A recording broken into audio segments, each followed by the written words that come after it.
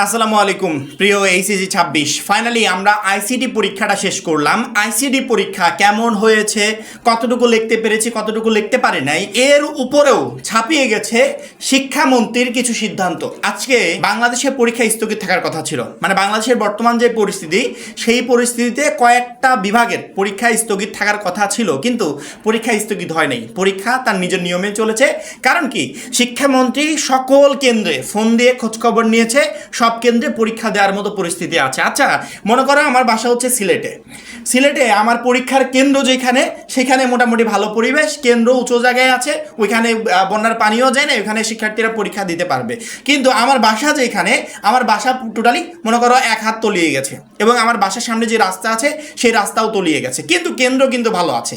তার মানে আমাকে পরীক্ষা দিতে হবে। কারণ কি, শিক্ষামন্ত্রী সেই কেন্দ্রে ফোন দিয়েছিল, কেন্দ্রের খবর নিয়েছে যে কেন্দ্র মোটামুটি ভালো, পরীক্ষা না নেওয়ার মতো কোনো পরিস্থিতি তৈরি হয় নাই। অথচ শিক্ষার্থীদের যারা পরীক্ষা দিবে তাদের বাড়িও যদি ডুবে যায়, তাদের খাতাও যদি ডুবে যায়, তাদের বইও যদি ডুবে যায়, তারপরও তাদেরকে পরীক্ষা দিতে হবে। সেটা তুমি সাঁতরে যাও অথবা হেলিকপ্টারে করে যাও, যেমন পরিস্থিতিতে যাও।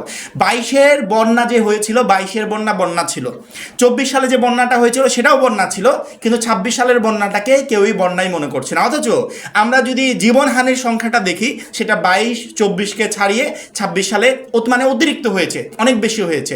26 সালের বন্যায় চট্টগ্রাম সহ অন্যান্য অঞ্চলগুলোতে যেখানে বন্যা হচ্ছে, সেখানকার এমন পরিস্থিতি যে একটা শিক্ষার্থীর পক্ষে পরীক্ষার কেন্দ্রে উপস্থিত হওয়ার মতো পরিবেশ নাই।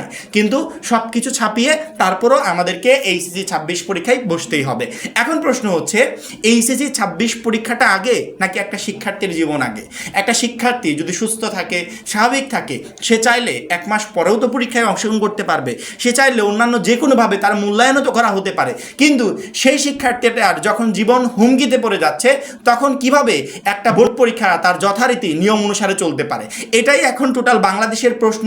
শিক্ষার্থীরা বিভিন্ন গ্রুপে পোস্ট করছে, আমাদেরকে তো প্রতিনিয়ত মেসেজই করছে যে ভাইয়া শিক্ষামন্ত্রীর এটা কী সিদ্ধান্ত, মানে তিনি কী বিবেচনায় সিদ্ধান্তটা নিচ্ছে। কালকে আমরা এই বিষয়ে একটা ভিডিও আপলোড করেছিলাম, বারবার করে বলেছিলাম যে আপনি শুধুমাত্র চট্টগ্রামে ফোন দিয়ে চট্টগ্রামের খবর নিয়ে বা হাতে কোনো একটা বোর্ডের খবর নিয়ে এই পরিস্থিতি, মানে এরকম একটা সিদ্ধান্ত নিয়েন না, দরকার নাই। শিক্ষামন্ত্রীর উচিত শুধুমাত্র বোর্ডে ফোন দিয়ে সেই বোর্ডের তথ্য অনুযায়ী যে কেন্দ্রগুলো ঠিক আছে কিনা এর উপর বিবেচনা করে সিদ্ধান্ত নেওয়া উচিত না।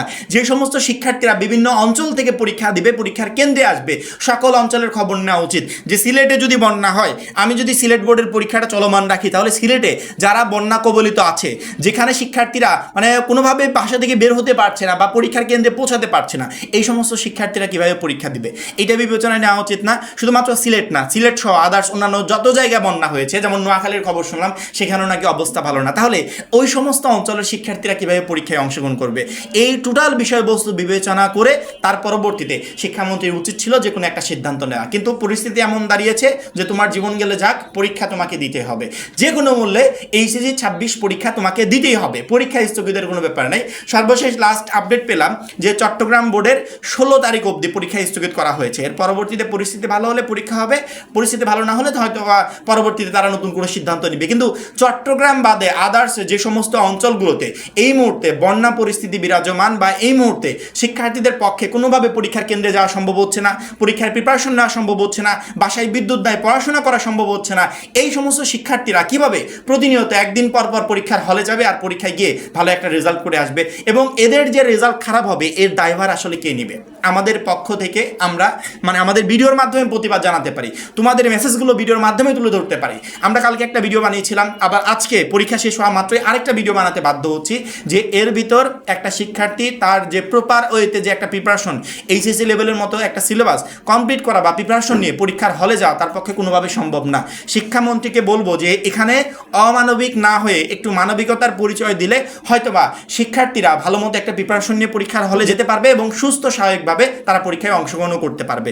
আবারও আমি আমার একটা ভিডিওর মাধ্যমে শিক্ষার্থীদের মেসেজটা তুলে ধরলাম। প্রত্যেকটা শিক্ষার্থীকে বলবো আমার এই মেসেজটা তোমরা বোর্ড অবধি পৌঁছে দেবে। প্রত্যেকটা শিক্ষার্থী ভিডিওটা দেখা মাত্রই শেয়ার করবে, যাতে বোর্ডের নজরে আমাদের এই প্রতিবাদগুলো আসে এবং তারা এর উপর ডিপেন্ড করে এমন একটা সিদ্ধান্ত নিতে বাধ্য হয় যেখানে কোনো শিক্ষার্থীর জীবন হুমকির মুখে ফেলে তাদেরকে পরীক্ষায় অংশগ্রহণ করতে হবে না। প্রত্যেকটা শিক্ষার্থী যেন সুস্থ থেকে স্বাভাবিক থেকে তারপরে বোর্ড পরীক্ষার হলে অংশগ্রহণ করতে পারে। কোনো পরীক্ষায় একটা পরীক্ষার্থীর জীবনের চেয়েও গুরুত্বপূর্ণ না। সেক্ষেত্রে আমরা আমরা যেন একটা শিক্ষার্থীর কথা আগে ভাবি, তার পরবর্তীতে পরীক্ষার চিন্তাটা করি। আমার জাস্ট এতটুকুই বলা ছিল। এখন পরবর্তী সিদ্ধান্তগুলো বোর্ড যেভাবে সিদ্ধান্ত নিবে, আমি আশা করি যে বোর্ড একটা সঠিক সিদ্ধান্ত নিবে, যাতে প্রত্যেকটা শিক্ষার্থী সুস্থ স্বাভাবিকভাবে ভালো প্রিপারেশন নিয়ে পরীক্ষার হলে অংশগ্রহণ করতে পারে। আশা করি প্রত্যেকটা শিক্ষার্থী বুঝতে পেরেছে। এখন এই পর্যন্তই।